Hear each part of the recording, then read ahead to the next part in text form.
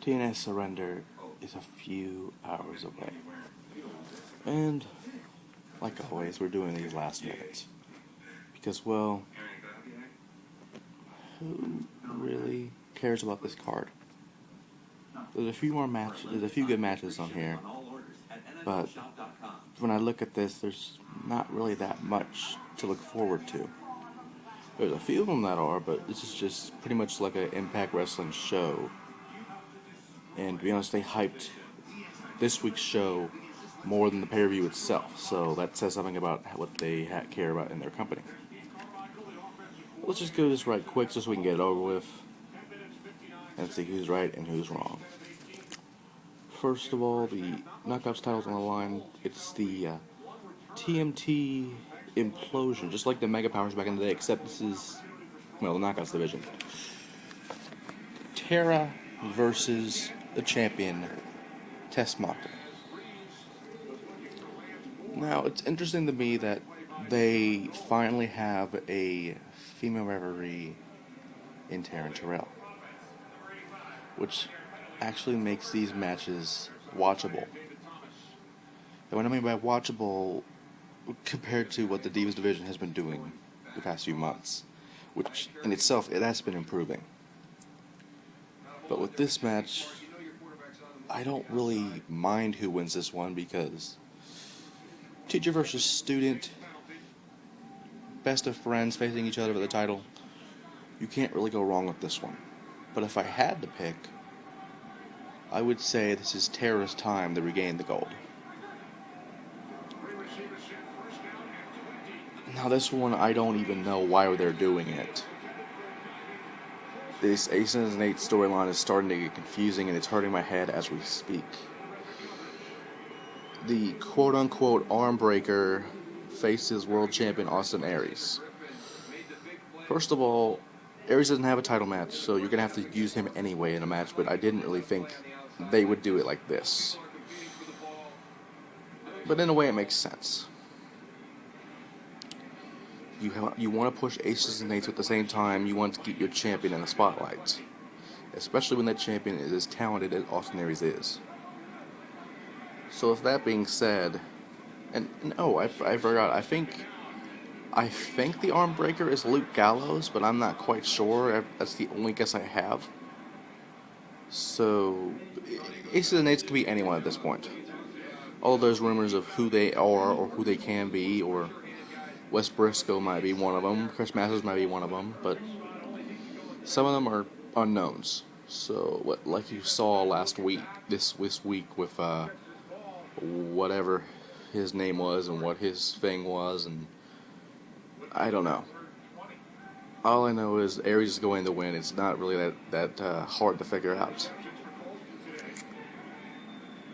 And the Bound for Glory series matches: James Storm versus Bully Ray, and Jeff Hardy versus Samoa Joe. These are kind of hard to pick. But, to be honest, you have to look forward to what you're trying to get in the final. These are two great potential final matches, but the end result is really hard to pick who would eventually win the Bound for Glory series and move on to Bound for Glory. With this one, I would have to say, and I'm just going to wing it here, I don't really care what the storyline is with James Storm and Bully Ray and the last-minute clusterfuck signing of Joe versus Hardy, which we saw this week on Impact, to make the Final Four possible. So, yeah, we gave a pay-per-view match for free, and now you have it again, which in a way makes sense. It would make sense if Joe won this one, so that way they would have a rubber match down the road. So it would be Joe versus, AT&T, the nation's largest 4G network. I would want to say, just because this is personally, I want to see this happen, Bully Ray versus Samoa Joe. And if that were to happen, Samoa Joe would win. But if Storm and Joe were to happen, I don't really know. But we move on to the World Tag Team Championships of the world on the line. And this one is very concerning because you have AJ Styles and an injured Kurt Angle facing the World Tag Team Champions of the world, Daniels and Kazarian. This one I'm not sure about, because with Kurt Angle being injured recently on a live event show, if this was a Kurt Angle at 100%, I would certainly go with Kurt Angle and AJ Styles to win the titles. But since it's not, and I respect that Kurt Angle is going to compete with an injured leg, or whatever the injury is, I don't remember, but I think it's a leg or hamstring of some sort, but I'm not a doctor. Anyway, with that being said, we have to be Daniels and Kazarian retaining the World Tag Team titles of the world. But either way, we'll have a good match, even with a Kurt Angle not at 100%. Because even with a Kurt Angle not at 100%, he'll still give a good match no matter what. And then we have the clusterfuck match, which I'm somewhat interested in. Well, two of them. First of all, Rob Van Dam versus Magnus. And Brutus Magnus has had a great attitude change as of late. Really makes the British people have great representation for once. And of course, I don't mean to offend anybody when I say that, because there has been great British wrestlers over the years. Especially during the World of Sport days.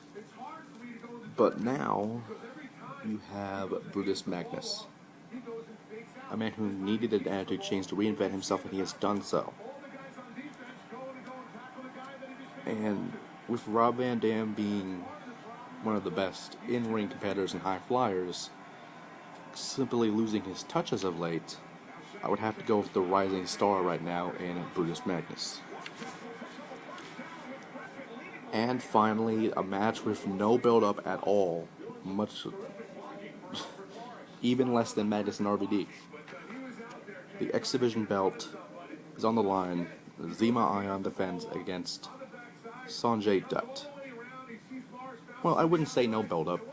That is if you remember Destination X, where Zema Ion used hairspray to become the most unlikely X Division champion of all time. And with Sanjay Dutt never winning the big one, this one is very simple. Sanjay Dutt needs to win the X Division title to validate a long career in the X Division. And Zema Ion, he doesn't deserve it. It's simply because they want to push this somehow Jesse something other storyline with Ion. At least they're trying. I don't even know. This whole thing probably just hurt my head while I'm doing this, because I don't understand why this pay-per-view is taking place, why there's no build-up, and more importantly, why some of the matches actually make sense. All of this will be answered hopefully tonight, and maybe I'll be able to sleep better because of it.